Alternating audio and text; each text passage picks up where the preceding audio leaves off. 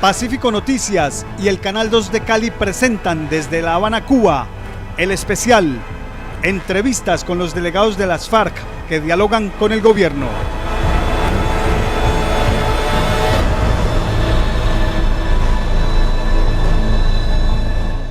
Hola, muy buenas tardes, buenas noches. Algunos canales nos están viendo en la mañana, en la noche o en la tarde.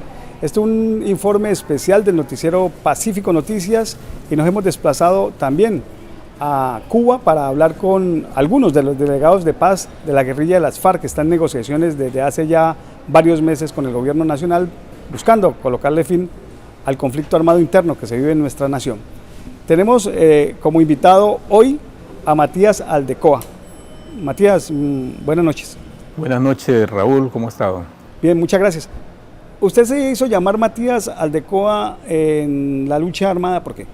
A ver, es la pregunta que casi todo el mundo hace, porque muy pocos conocemos a nuestro gran poeta León de Greiff, que ha sido olvidado, y precisamente porque ha sido olvidado y ha sido uno de nuestros mejores poetas, tal vez el mejor históricamente, tomé uno de sus seudónimos, que es Matías Aldecoa. ¿Le gusta mucho la literatura a usted? Sí, me gusta la poesía, me gusta la prosa. ¿De qué lo nutre la literatura, la poesía, la prosa? De todas maneras, el arte es una manera de mirar la realidad, es una lectura de la realidad que nos muestra desde un ángulo diferente los fenómenos que ocurren en todos los campos, ¿no? Desde la poesía, desde la pintura, desde la música.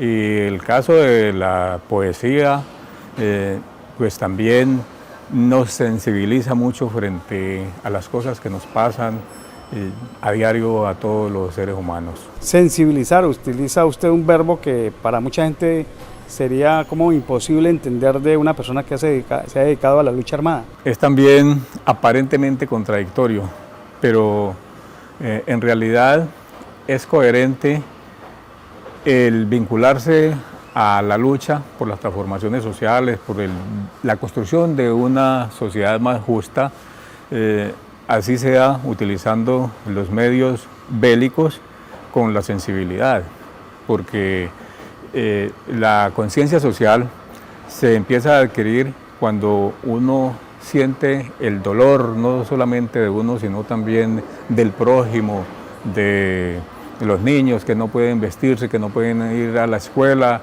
del anciano que se muere en las puertas de los hospitales. Y entonces todas esas cosas a uno empiezan a afectarlo y a pensar cómo poder transformar esta realidad para que estas personas puedan ejercer sus derechos, porque son derechos que tenemos todos los seres humanos. Y cuando nos encontramos que en el ámbito en que nos movemos, las puertas están cerradas para hacerlo de una manera política, abierta, no dolorosa, mediante las formas democráticas de hacer política, entonces uno llega a tomar la decisión de empuñar las armas, aún sabiendo que en cualquier momento puede perder la vida. ¿Qué hacía usted antes de empuñar las armas? Bueno, yo hice el bachillerato, luego estuve en la universidad. Después de la universidad salí a trabajar en una empresa multinacional de origen colombiano, trabajé allí 5 años, luego tuve un contacto, de todas maneras venía teniendo un contacto político con las ideas revolucionarias y estando dentro de la empresa tomé la decisión de vincularme a las FARC. ¿Usted es vallecaucano? Soy vallecaucano. ¿Conoce Cali? Claro que sí. Viví en Cali unos 20 años. ¿Y qué recuerdo tiene de Cali? Muchos, muchos. En Cali fue que yo estudié en la universidad, en Cali hice muchas amistades, en Cali conocí gente linda, gente que hacen parte de mis afectos, que quiero mucho, gran parte de mi vida, en lo que tiene que ver con lo que yo soy actualmente, lo que he vivido, la he aprendido en Cali, la he tenido en Cali. ¿Estudió qué en la Universidad del Valle? En la del Valle. ¿Qué estudió? Yo estudié tecnología química, allí me gradué, luego hice una transferencia al departamento de química para estudiar química pura. Me hicieron unas transferencias de materias, continué estudiando y cuando ya estaba a punto de graduarme, que me faltaban como 3 o 4 materias, me resultó un trabajo en una empresa, un buen trabajo, y yo andaba pues pelado, andaba sin plata. Entonces tomé la decisión de vincularme a la empresa con la esperanza de que trabajando en la empresa allí luego me iban a permitir hacer las 4 materias que me faltaban para graduarme ya como químico puro. Y cuando estaba allá, después de 2 años de haber tenido ya varios ascensos también, hice el planteamiento de que me permitieran terminar la carrera y no me lo permitieron. ¿En qué empresa trabajó? Carvajal. Carvajal es una gran empresa vallecaucana, de mucho renombre, y mucha gente quisiera trabajar allá. ¿No le debió pesar dejar Carvajal para irse para la guerra? Pues fue algo que yo pensé muchas veces, ¿no? Porque realmente yo estaba en esa etapa, había pasado por unas situaciones difíciles desde el punto de vista emocional y afectivo, y yo había pensado desvincularme de la empresa, pero uno se va acostumbrando a que cada 15 días le llega el sueldo, cada 6 meses le llega la quincena, la prima. Carvajal, desde el punto de vista de los salarios y de las prestaciones sociales, era en ese tiempo, no sé cómo será ahora, una de las mejores empresas. Allá no había sindicatos, una de las razones por lo que la gente tenía unas prestaciones casi que superiores a lo que estaban luchando los sindicatos. Entonces sí, yo lo pensé varias veces, pero también había unas cosas que me disgustaban. Yo había adquirido ya una conciencia social, una conciencia revolucionaria, y me sentía que no estaba haciendo lo que yo quería hacer. O sea, sentirme trabajando para un pulpo multinacional que de todas maneras explotaba, de todas maneras habían condiciones difíciles allí de la gente que estaba en la parte de la producción como obreros, y también el espíritu de algunas personas, el ambiente que se generaba a veces, poco compañerismo o pensar, por ejemplo, ver en los compañeros que no había sinceridad, que a veces había una doble moral para tratar todas las cosas. Entonces eso me fue minando, y pensé que no era el lugar donde yo debería estar, y me retiré y empecé a trabajar independientemente con las prestaciones que me dieron allá, lo de la liquidación, y luego me fui vinculando a la lucha armada. ¿Estamos hablando de qué año? Estamos hablando de los años 80. 80, estaba usted joven. Sí, estaba joven. Y estamos hablando con Matías Aldecoa porque él hace parte de una subcomisión que se llama técnica, y es una subcomisión muy importante. Le han dado un alto valor aquí porque es la subcomisión que está detallando los pormenores para muchos aspectos como el desminado humanitario. ¿Cómo ha sido el trabajo con esa subcomisión técnica? Bien, Raúl, aquí la subcomisión técnica empezó labores en marzo del presente año. Realmente la subcomisión técnica se aprobó por parte de las 2 delegaciones FARC, Gobierno Nacional, en agosto del año pasado, hace ya más de un año, en la idea de trabajar específicamente el tema del fin del conflicto, que tiene que ver con el cese bilateral del fuego, que tiene que ver con la dejación de armas, que tiene que ver con las reformas y ajustes que debe hacer el Estado a sus instituciones, entre ellas la institución armada, para poder llevar a cabo los acuerdos, a que den lugar estos diálogos.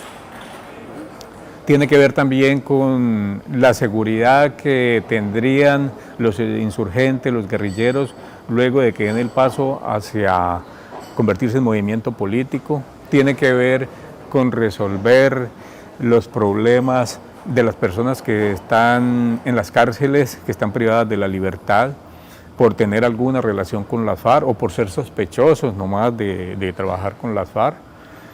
Tiene que ver con el tema del paramilitarismo. Entonces, todos estos temas o subtemas hacen parte del punto 3, fin del conflicto, y se acordó que deben de ser trabajados de manera simultánea y que, como se interrelacionan todos, de manera integral. La subcomisión técnica se ocupa en este momento solamente de lo que es el cese bilateral del fuego y dejación de armas. Y es allí donde estamos 10 comandantes guerrilleros y guerrilleras y en una delegación de militares en la que hay 5 generales, un contraalmirante y varios coroneles y capitanes. ¿Cómo ha sido esa experiencia de usted, sus compañeros, sentarse frente a unos militares que antes en el campo de batalla lo veían como unos enemigos para batir? Para nosotros, o por lo menos para mí personalmente, no ha sido un choque, porque nosotros hemos tenido muy claro que el enemigo real no es el que tenemos al frente, que ellos son adversarios que están defendiendo unos intereses y nosotros otros intereses, y que nos toca enfrentarnos porque ellos defienden un sistema de valores y nosotros un sistema de valores que consideramos más justo. Y que tiene que ver con la sociedad que anhelamos y por la que luchamos a diario.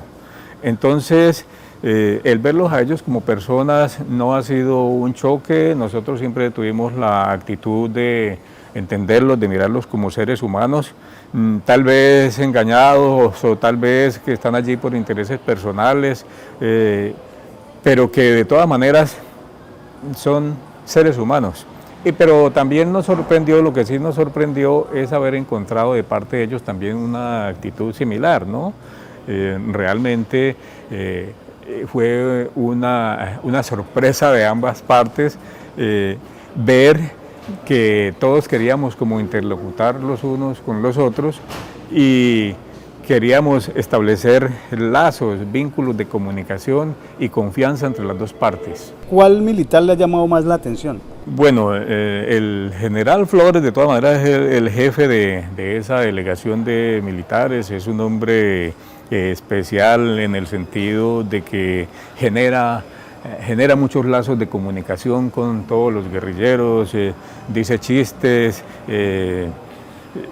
lo siente uno muy cercano, en mucha confianza, pero también hay otros como el almirante Romero, hay varios generales, el general de la policía, Pito, y algunos coroneles también, y suboficiales con los que hemos entablado comunicación muy cordial, y a veces nos hacemos chistes y nos decimos cosas y nos reímos. Entonces se ha generado un ambiente bastante bueno para trabajar, pero eso en ningún momento nos ha privado a ninguna de las dos partes de poder decirnos las cosas cuando estamos hablando en serio sobre el tema que estamos tratando en la mesa de conversaciones. ¿Ese ambiente de distensión les ha permitido a ustedes ya tener a punto el acuerdo, por ejemplo, sobre cese bilateral al fuego? Bueno, yo no diría que está a punto de lograrse.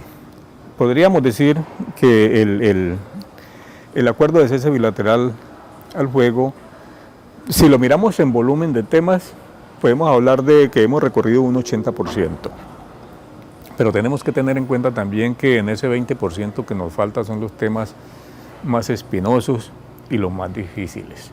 ¿Cuáles son esos? Bueno, está el tema de la dejación de las armas, es uno de los temas difíciles. ¿Cómo va a ser eso?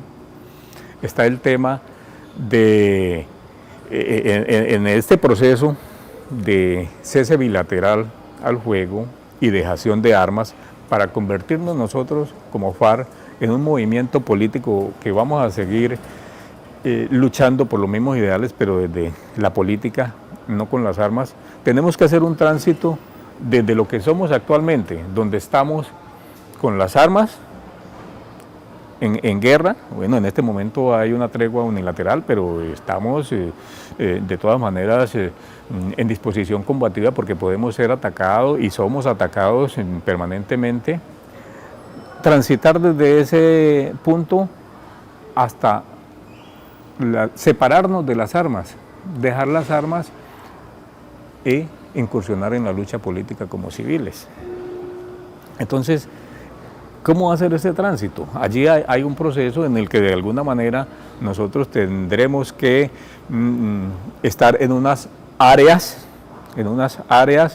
y el ejército y las fuerzas militares en otras áreas donde no nos metamos los unos con los otros sobre la base de unas reglas, y habrá un momento en el que nos tenemos que dejar las armas. Entonces la diferencia es cómo va a ser ese proceso, es el modo, es la manera en que va a ser ese proceso, es el tiempo.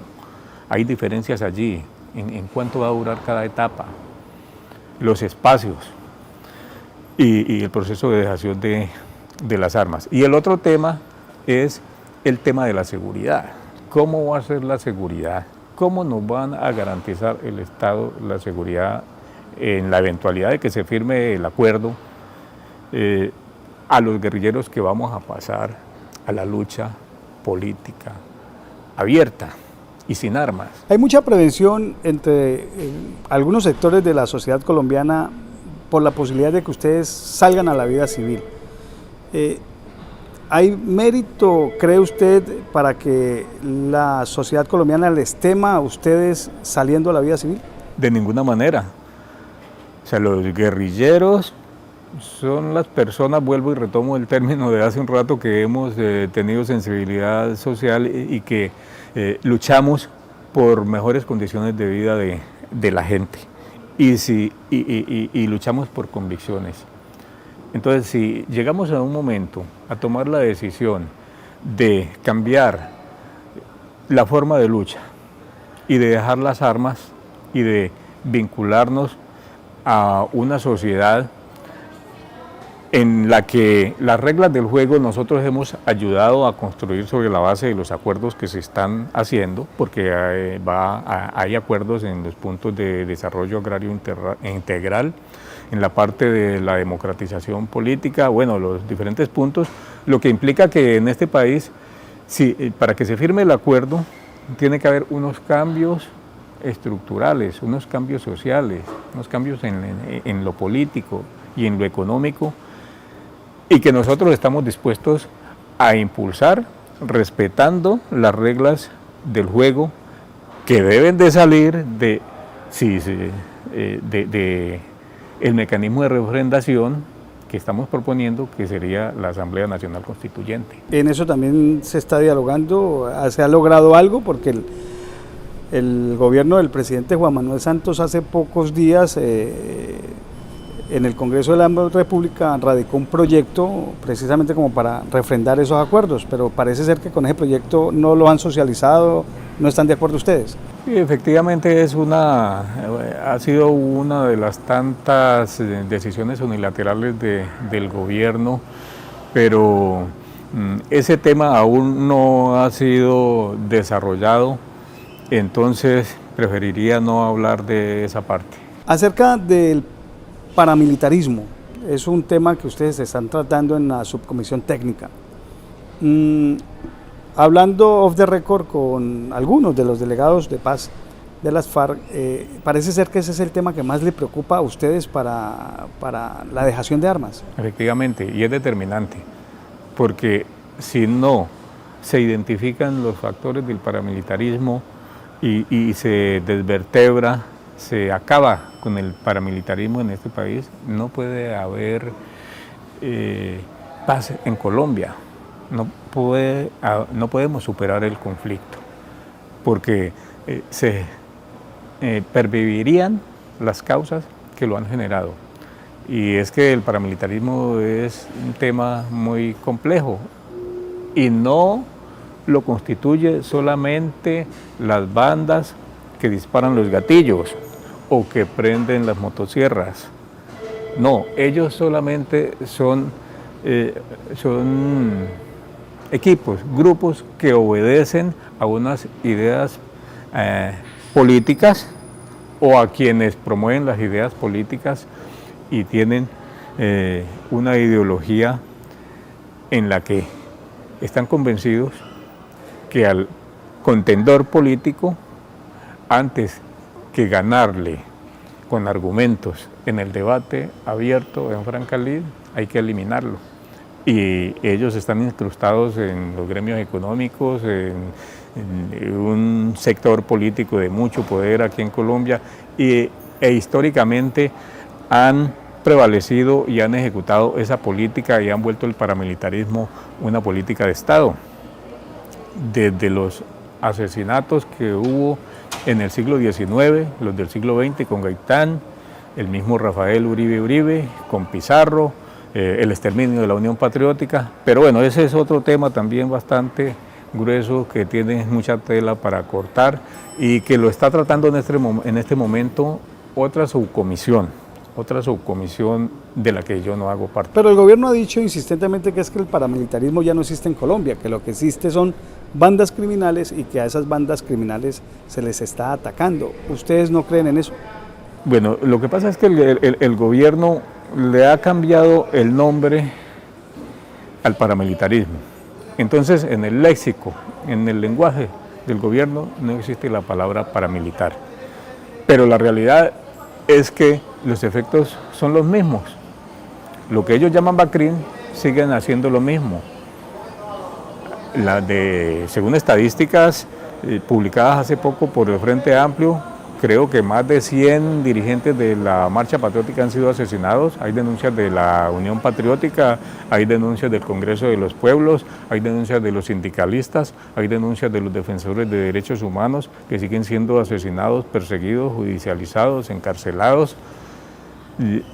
Y ese es efecto de la acción paramilitar. Entonces el problema no es semántico, no es de nombre, el problema es de las estructuras que están vivas y haciendo lo mismo, y lo que vienen haciendo, y si lo siguen haciendo, pues van a poner en peligro la implementación de un acuerdo y en peligro la paz. ¿A usted por qué le gusta el ciclismo, señor Matías?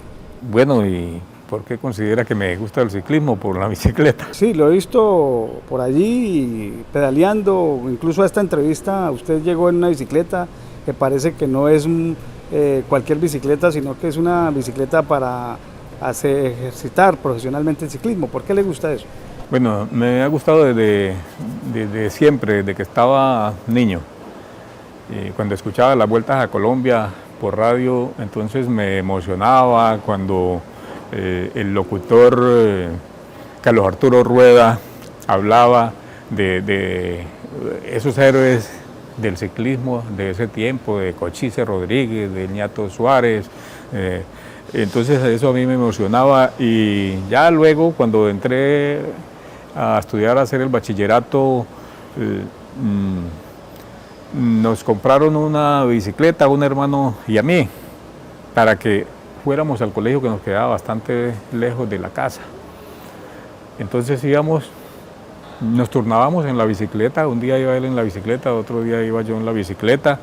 Por las tardes yo hice unos amigos allá, compañeros de estudio que también tenían bicicleta, empezamos a salir por ahí y empezamos a ir cada vez más lejos, al pueblo más cercano, a la ciudad más cercana. Luego salíamos los domingos y vi que me iba bien, además, que me iba mejor que a los otros. Luego empecé a competir y entonces yo fui ciclista competitivo. Y por eso, ahora que se dieron las condiciones aquí en Cuba, después de unos 30 o 40 años de no montar en bicicleta, algo que yo añoraba, hicieron estas condiciones, entonces estoy aprovechando para montar otra vez en bicicleta. ¿Y cómo se siente? Muy bien, porque además me aprovecha para la salud, mantengo bien físicamente, hago deporte 3, 4 veces a la semana, me aprovecha mucho y me siento bien. Usted ha estado en el proceso de desminado humanitario, ¿cómo ha sido eso? Bueno, el proyecto piloto de descontaminación de materiales explosivos es una experiencia muy rica, es una experiencia que nos ha sorprendido a todos, no solamente a los integrantes de la FARC, a el gobierno nacional. Aunque el Estado venía siendo desminado en algunas áreas que ellos la podían hacer, porque tal vez ahora la guerrilla no está, de todas maneras en otras áreas no lo han podido hacer. Y este proyecto piloto tiene una particularidad, y que es única en el mundo, según nos han dicho expertos internacionales. O sea, que aquí en Colombia estamos haciendo el retiro de materiales explosivos sin que se haya terminado todavía la guerra. Entonces, desde ese punto de vista, el proyecto piloto de descontaminación de materiales explosivos es además un acto, un hecho de desescalamiento del conflicto que crea confianza y que ha acercado a las dos partes y que ha puesto a trabajar en el mismo territorio, en el mismo espacio, a militares y a guerrilleros desarmados, que es lo que está ocurriendo en este momento en el Orejón, municipio de Briceño, Antioquia. Proceso que tuvo que ser suspendido unos días por el accidente que le costó la vida a un soldado. Sí. Allí hubo un accidente donde murió un soldado, 2 más resultaron heridos, entonces hubo que suspender mientras se hacía una revisión de los protocolos de seguridad para poder corregir, si había cosas que corregir y mejorar el proceso de descontaminación. También mientras hacía la investigación de qué era de lo que había ocurrido, por qué había ocurrido el accidente. Pero también posteriormente, antes de que se reiniciara esa fase de limpieza, se dio que los paramilitares que están allí en Briceño, muy cerca del casco urbano, en la vereda Auras, empezaron a salir aprovechando que ha habido un repliegue de la guerrilla para respetarlo del proyecto piloto del Orejón. Entonces ha empezado a sentirse más libres y a hacer retenes sobre la carretera que va de Briceño al Orejón y a amenazar de muerte a los pobladores que viven en el Orejón y a amenazar con que ellos van a regresar al Orejón cuando quiten allí los materiales explosivos, amenazar a esa comunidad. Entonces se convirtieron en un problema, la comunidad prendió las alarmas, pidió que suspendieran, que no reiniciaran el proceso de descontaminación hasta tanto no se resolviera eso. Nosotros como FARC acogimos ese llamado de la comunidad, se suspendió el proceso de descontaminación, no se reinició hasta que no nos sentamos el grupo de dirección aquí en La Habana nuevamente, con participación del gobierno, con participación de APN, que es la agencia noruega que lidera el proyecto, y con participación, por supuesto, de los representantes de la delegación de la FARC, y resolvimos unas dificultades y se resolvió o se tomaron decisiones por parte del gobierno y el compromiso de tomar unas medidas en contra de esas estructuras paramilitares que hay en Briceño. Lo vimos luego en unas 2 semanas que sí empezaron a darse unos pasos allí, que se empezó a corregir. Entonces nuevamente el 1 de este mes. Las minas antipersonales han sido una de las armas más letales que ustedes han usado contra el ejército. ¿Hay muchas minas antipersonales instaladas en el país? Bueno, primero que todo, las minas antipersonales han sido utilizadas en todas las guerras del mundo Y aquí en Colombia no solamente lo utilizamos las FARC, también la ha utilizado la fuerza pública y también la han utilizado los paramilitares. Que si hay muchas minas, sí, sí. Según algunas estadísticas, en Colombia hay muchas, hay departamentos, unos más que otros, como Antioquia, Meta, Arauca, donde hay sembradas muchas minas, pero no solamente hay minas que han colocado las guerrillas, sino que hay restos de materiales explosivos y de municiones sin explotar que han tirado y dejado las fuerzas militares. Entonces hay áreas en el Meta, aquí en el Cauca, yo soy testigo, en bombardeos de las bombas de 500 libras que caen de los aviones Cafir y de los aviones Tucanos,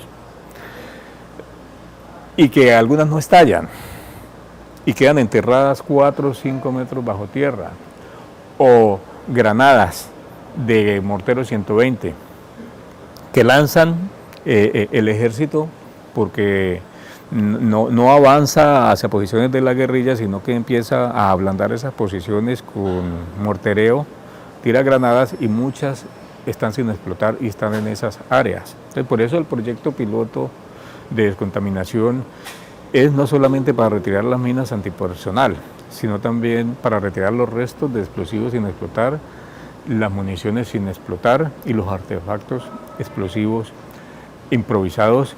Y imagínense, en 51 años de guerra, cómo no va a haber muchas minas y materiales explosivos en el territorio nacional. Eso va a ser uno de los grandes retos del posconflicto, retirar todos esos artefactos. Tremendamente, hay países que han terminado la guerra. En Camboya, por ejemplo, terminó la guerra, empezó el desminado, y al día de hoy todavía están en el proceso de desminado. Es un proceso muy difícil, muy engorroso, muy complicado y que tiene sus riesgos. El senador Álvaro Uribe Vélez ha dicho que en esta subcomisión técnica se está negociando la estructura del ejército. ¿Eso se está haciendo? Bueno, en la subcomisión técnica no se ha tratado el tema, porque los temas que nosotros tratamos es el acuerdo al cese del fuego bilateral y la dejación de armas. Pero en el punto fin del conflicto, que yo le decía que tiene 7 subpuntos, hay un subpunto que considera que el gobierno debe hacer las reformas y los ajustes institucionales para garantizar que se cumplan los acuerdos. Y entonces allí es donde tiene que tratarse el tema de las fuerzas militares, que en lo fundamental para nosotros tiene que ver con la doctrina de la seguridad nacional, abandonar la doctrina de la seguridad nacional, darle el rol que debe tener a las fuerzas militares, el rol constitucional de guarecer las fronteras, de la defensa de la soberanía. La policía es la que debe entenderse con el orden público, pasar la policía a que juegue otra labor no militar, que deje de depender del Ministerio de Defensa.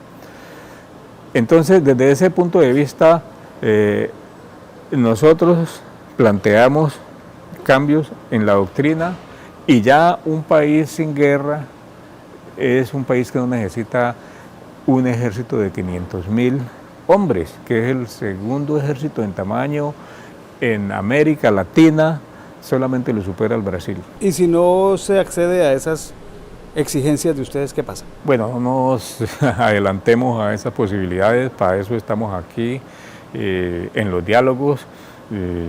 Nosotros somos optimistas de que podemos llegar a algún acuerdo. Señor Matías Aldecoa, muchas gracias por recibirnos a Pacífico Noticias. Estamos en ese proceso de conocer de primera mano los planteamientos que está haciendo la guerrilla en la mesa de negociaciones, y esta entrevista nos ha dado algunas orientaciones, algunas luces. Muchas gracias por atendernos y transmitirle a los televidentes de Pacífico Noticias lo que está pasando. Gracias a usted también, Raúl.